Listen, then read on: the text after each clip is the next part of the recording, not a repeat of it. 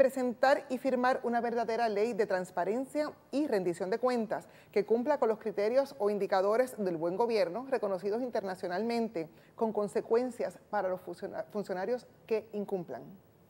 La contestación corta es sí. La contestación larga, uno de los problemas nuestros es la impunidad, a todos los niveles. Pero no solamente la impunidad en asuntos criminales, es esta impunidad en faltarle al pueblo, en no llevar a cabo aquellas funciones para las cuales te reclutaron. Yo creo que eso lo debemos tocar y hacer un examen en cada agencia.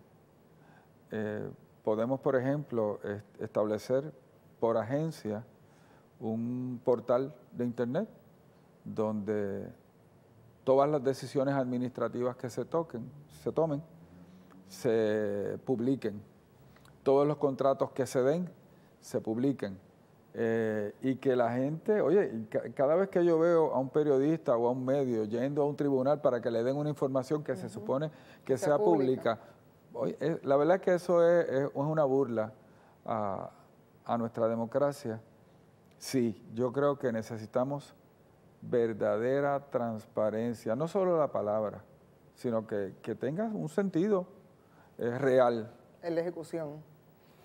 En esa misma línea, ¿verdad? Hemos hablado que para que ocurra esa rendición de cuentas tiene que existir previamente la transparencia de información y datos públicos, que es precisamente lo que está planteando. ¿Se compromete entonces a divulgar todos los procesos de contratación con entidades privadas previo a su formalización?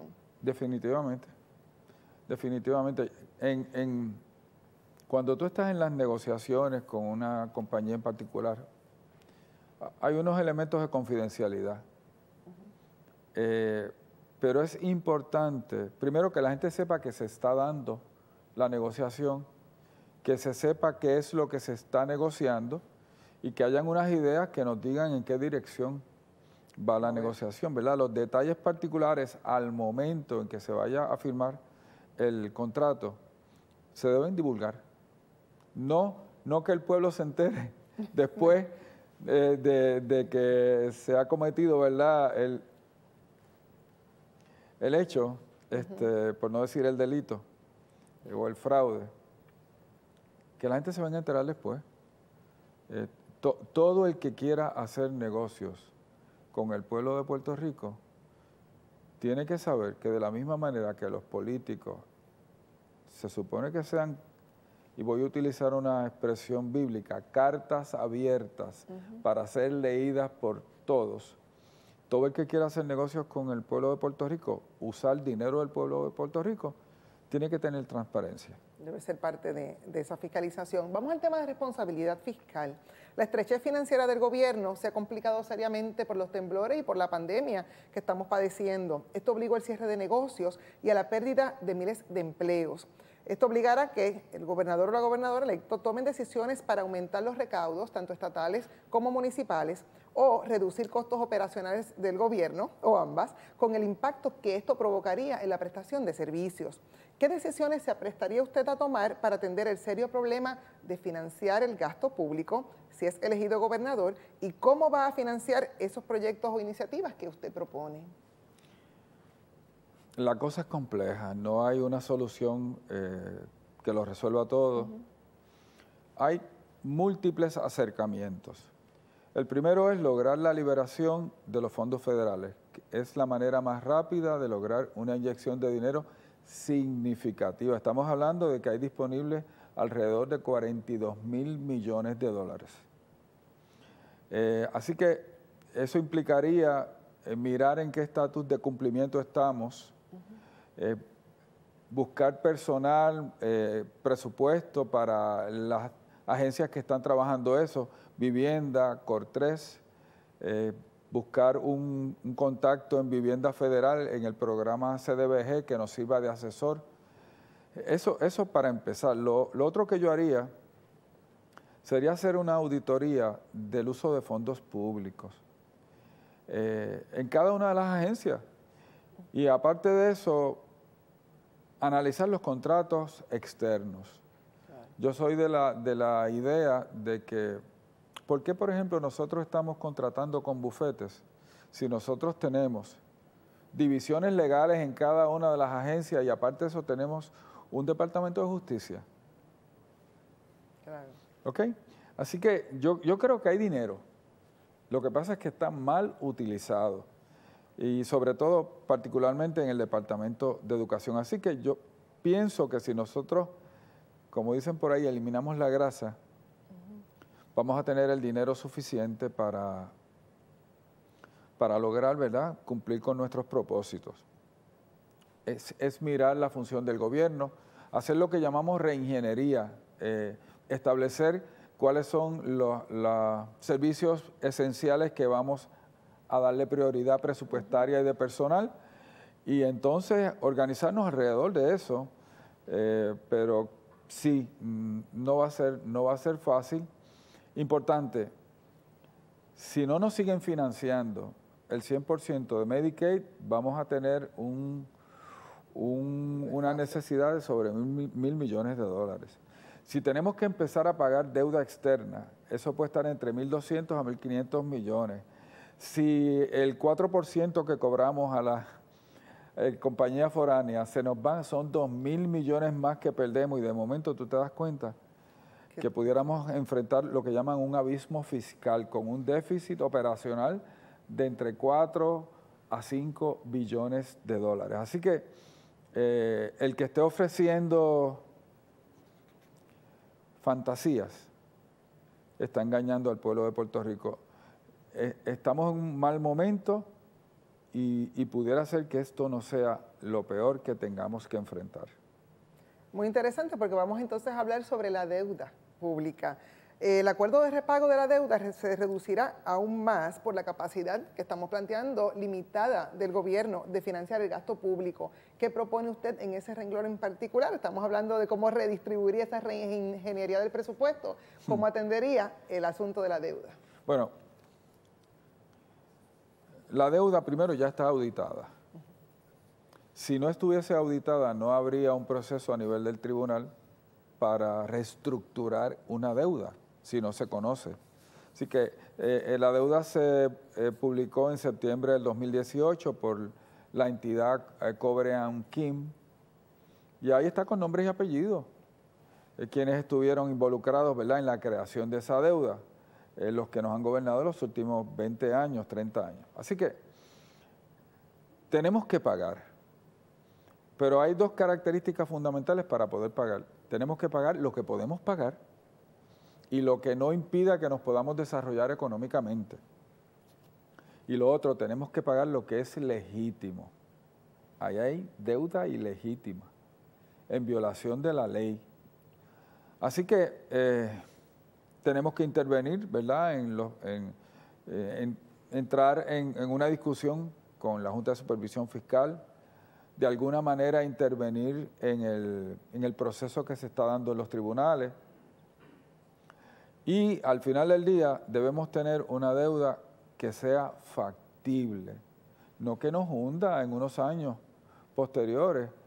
El problema que tenemos ahora mismo es que esos números finales no se han dado, se están discutiendo.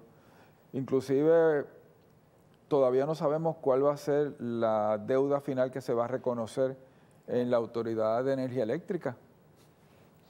Hay muchos factores. Hay muchas incertidumbres. Hay gente que dice, pues no pagamos. Ajá, no pagamos. ¿Y cómo resolvemos las demandas de cobro de dinero? ¿Y cómo resolvemos que la Constitución nuestra dice que hay unas deudas cuyo repago va por encima de cualquier otra obligación fiscal del gobierno? ¿O es que la Constitución sirve cuando nos conviene y cuando no nos conviene? No sirve, porque la realidad es que cualquier caso en un tribunal local, la Constitución es nuestra regla máxima. Así que sí, hay que trabajar con la deuda, hay que reconocer la realidad de la deuda, pero tiene que ser manejable, tiene que ser una deuda que nos permita crecer, y esto es bien sencillo, si nuestra economía no crece no vamos a poder pagar. Una cosa está vinculada a la otra. Voy a pasar a un tema que también está vinculado, y es la corrupción gubernamental, que es uno de los temas que más preocupa a los electores. En nuestro país persiste una forma de hacer política que se ha caracterizado lamentablemente por la intromisión indebida entre poderes públicos como el Ejecutivo, ¿verdad?, Legislativo y el Judicial, y la gestión de intereses que opaca, ¿verdad?, la interacción entre ellos. La fractura en la separación de poderes que arrastramos hace décadas ha debilitado seriamente su independencia y la rendición de cuentas horizontal que debería ejercerse entre ellos. Los procesos de contratación pública involucran sumas amplias de dinero y recursos públicos que siguen siendo atractivos para actos de corrupción. Esto comienza con el inversionismo político, de personas que aportan tiempo, dinero, servicios in kind, ¿verdad?, para luego buscar cómo le recompensan. Esto atenta contra el sistema de mérito y tomando en cuenta, ¿verdad?, toda esta situación, me gustaría saber cuál sería su compromiso con el pueblo de Puerto Rico para, primero, divulgar quiénes han formado parte de su campaña como asesores, colaboradores, donantes de dinero, y segundo, garantizarle al país que ninguna de esas personas o entidades sería beneficiada con contratos bajo su administración. Isamari, una de las cosas buenas de esta campaña política es que la mayoría hemos tenido que estar guardados. Así que esos eventos multitudinarios que cuestan muchísimo dinero no se han dado. Nosotros tenemos las cuentas del Contralor Electoral y te sorprendería. Nosotros logramos que Proyecto Dignidad se certificara como partido con una inversión de menos de $15,000. Wow. ¿Okay? Y ahí van a estar los números. Inversionistas políticos. Bueno, la inversión que mi mujer hace en mantenerme saludable, la paciencia que mis pacientes tienen para yo involucrarme en esto. Pero no, nosotros no tenemos ningún inversionista político. El poder hacer la campaña a través de las redes, este tipo de programa que nos permite llegar al público, no. Pero, dicho eso, no hay ningún reparo. Ahora, has traído un punto que es fundamental. Nosotros necesitamos un gobierno honesto. La honestidad, Isamari, no tiene facsímil razonable. El carácter es lo que está en juego en las próximas elecciones. No son las ideas buenas hay en Puerto Rico, gente capacitada. El problema nuestro es falta de ejecución, que cuando la gente llega al poder, como tiene las manos amarradas a aquellos que les pagaron las campañas políticas, no se pueden tomar las decisiones en beneficio del pueblo, se toman en beneficio del partido, se toman en beneficio de terceros. De esa premisa es que parte precisamente la pregunta, de ese inversionismo. Y pues nosotros no tenemos ese problema. Créeme, a esta altura del juego, yo soy cardiólogo, yo tengo mi oficina llena, mis planillas van a estar ahí, la gente las va a poder ver, yo me gano 2, 3 veces lo que se puede ganar el gobernador de Puerto Rico. Y trabajo de 8 a 5. Gobernar es trabajar 24 horas, 7 días a la semana, el cuatrenio completo. Así que para hacer dinero no hemos venido hasta aquí. En Proyecto Dignidad, ninguno de nosotros es político profesional, ninguno de nosotros vive de la política, no tenemos las manos amarradas a nadie. Vinimos a hacer esto porque queremos ayudar a enderezar el rumbo que Puerto Rico tiene, porque queremos que de alguna manera la gente vuelva a tener esperanza. O sea, yo quiero que mis hijos y mis nietos no tengan que coger un avión e irse. Yo quiero que la gente que pagó un retiro tengan un retiro digno. Yo quiero que los maestros, que son los sacrificados en el Departamento de Educación, tengan un salario digno, buenas condiciones de trabajo, un buen retiro. Y ¿sabes qué? Creo que en $4,000 millones al año tiene que haber dinero para los maestros. Así que...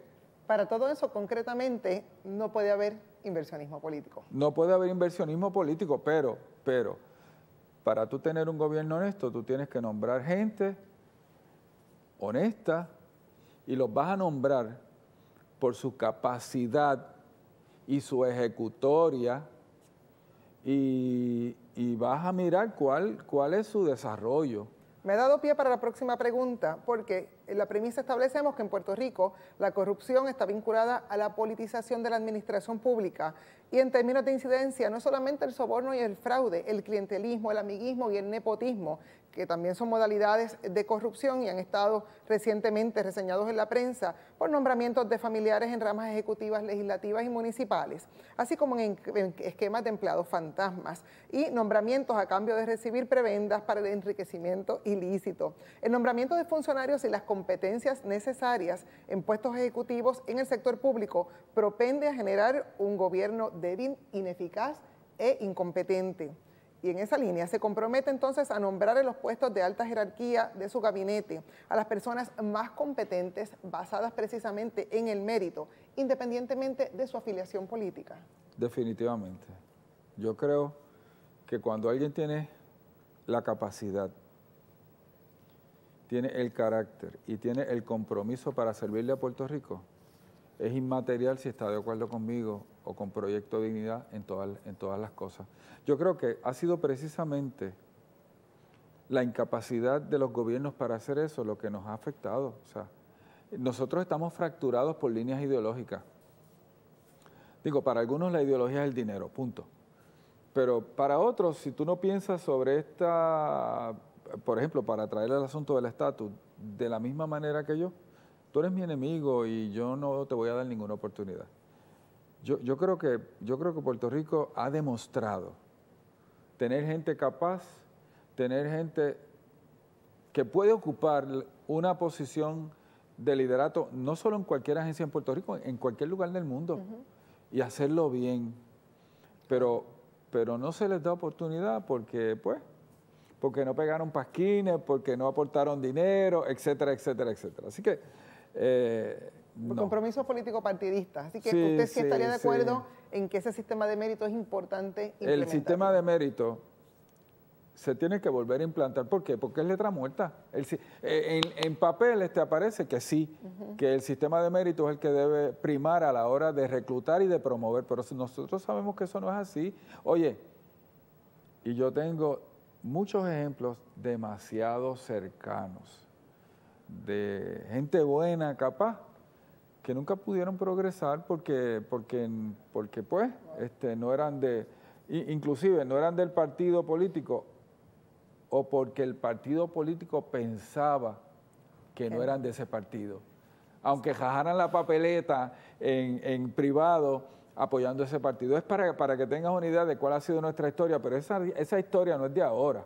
Claro, viene esa historia, la arrastra la historia del país. Y el problema que tenemos ahora mismo es que sí, yo puedo empezar a hacerlo, pero ¿qué hacemos con la administración esta permanente que está en los niveles intermedios? Que está politizada, que está polarizada. O sea, hay energéticos de un color, hay energéticos de otro color. ¿Y cómo trabajamos con eso? Importante, yo creo que aunque hay mucha gente que está identificada con los partidos, siempre están los incondicionales, pero en el medio la mayoría realmente quiere trabajar para Puerto Rico, y yo espero tocar la conciencia de esas personas para que nos den su mejor esfuerzo. Excelente. Con relación, vamos a movernos a la rama judicial, con relación al nombramiento de jueces, hay que tener presente que son quienes, en la medida que ejercen su función jurisdiccional, protegen y hacen valer las libertades y las garantías individuales frente a las actuaciones del gobierno, pero además adjudica las controversias sobre derechos y obligaciones de partes privadas adversas a fin de asegurar que exista ese orden social y una convivencia, por supuesto, pacífica. Hay una premisa de verticalidad absoluta en esas funciones. Con respecto a eso, ¿se compromete usted a establecer un sistema de carrera judicial en el cual los nombramientos de los jueces se lleven a cabo también conforme a ese principio de mérito, de forma independiente y sin sesgos? Y si es así, ¿cómo entonces nombraría a los jueces, fiscales, procuradores, magistrados para asegurar que esos nombramientos no tengan nexos políticos ni con usted, ni con familiares, ni con miembros de su gabinete, para hacer ese proceso transparente? Isamari, eso es una cosa que estamos mirando. ¿Qué sistema para elegir los jueces es el más apropiado. Precisamente que preserve eso. Porque la rama judicial tiene que ver con una cosa, la administración de la justicia. La administración de la justicia. Tristemente, la cosa en Puerto Rico está tan politizada que aquellos organismos que tú pongas a tomar decisiones están politizados. La pregunta es si nosotros somos capaces de ir por encima de nuestras preferencias políticas para elegir gente capaz, aunque no necesariamente sean de nuestra, ¿verdad?, de nuestra convicción política. Y la historia nuestra judicial pues ha sido accidentada en ese sentido. Sí, yo creo que nosotros tenemos que mirar y desarrollar un sistema que logre eso, pero no es fácil, porque al final del día es una persona quien la va a poner en ejecución. Y tú lo ves, un ejemplo, la Universidad de Puerto Rico. No quieren la injerencia gubernamental, pero tú sabes que adentro de la universidad hay facciones políticas. Y claro, en la influencia del gobierno, como es política, esa no la quiero, pero yo quiero tener la libertad de influenciar políticamente desde adentro. Esa es una realidad. Claro, y en la rama judicial específicamente, eso es bien peligroso porque son, como hemos dicho, quienes están adjudicando en pleitos que tienen que ver con el gobierno, con entes privados. Por lo tanto, la verticalidad es más necesaria que en ningún otro espacio. No es que no lo sea necesario. No, fundamental. También. No, yo creo que lo primero, eso se llama probidad de carácter. Tú tienes que empezar por ahí, probidad de carácter. Sí, pero es una discusión que tenemos que dar. Es una discusión en la que todo un pueblo se tiene que poner de acuerdo.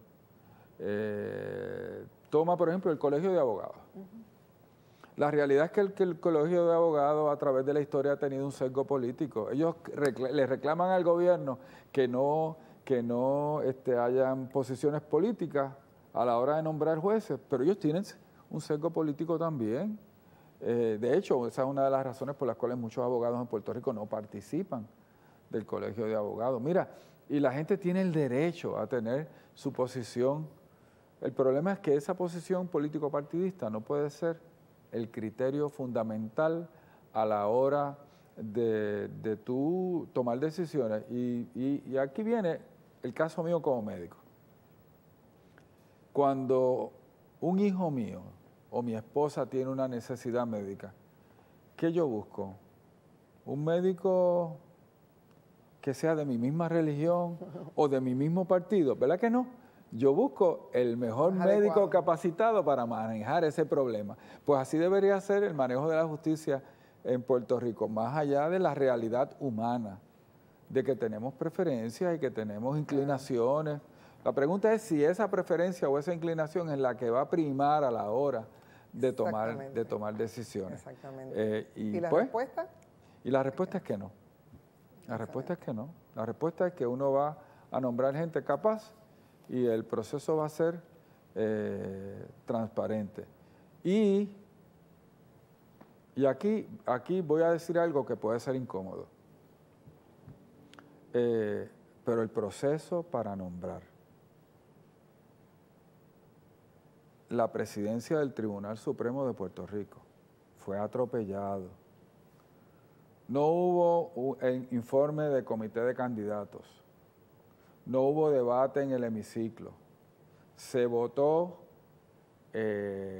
casi llegando a la medianoche y el gobernador la nombró de madrugada. Sin un historial de carrera judicial y esa es nuestra realidad. O sea, quien nombra jueces al Tribunal Supremo afecta la historia de un pueblo por mucho tiempo. Y usted definitivamente estaría fiscalizando ese proceso de manera puntual. Definitivamente, definitivamente. ¿Por qué? Porque al final del día yo quiero que el que juzgue, juzgue con justicia. Qué buena manera de terminar la entrevista. Hay que juzgar con justicia. Muchas gracias por su comparecencia y por su honestidad en las contestaciones de estos temas que son relevantes en la discusión pública del país. No, y gracias a ustedes por la invitación y por la oportunidad de expresarme sobre estos temas. Agradecida. Amigos, nosotros continuamos.